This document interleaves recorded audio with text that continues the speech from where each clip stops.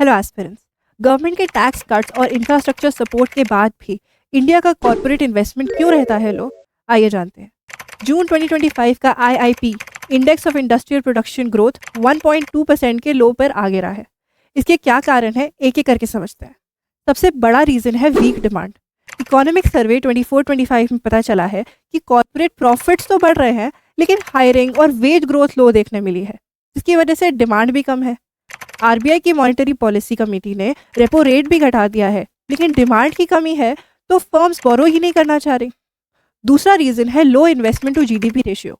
2004 से 2008 के बीच में इन्वेस्टमेंट जीडीपी का 16% था, वो 2022-23 में 12% ही था। इंडिया को डेवलप्ड इकोनॉमी बनाने के लिए ये इन्वेस्टमेंट रेट कम से कम 35% करना पड़ेगा।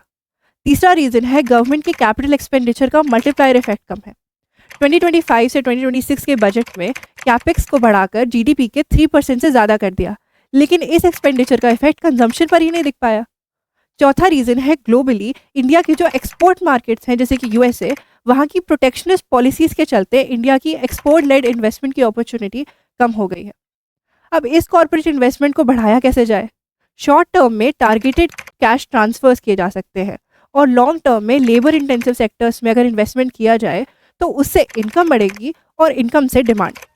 लैंड यूज पॉलिसीज में अगर रिफॉर्म लाया जाए जिससे लैंड की कॉस्ट कम हो और इन्वेस्टर्स अट्रैक्ट हों। Emergency credit line guarantee scheme से प्राइवेट इन्वेस्टमेंट को डी रिस्क किया जा सकता है।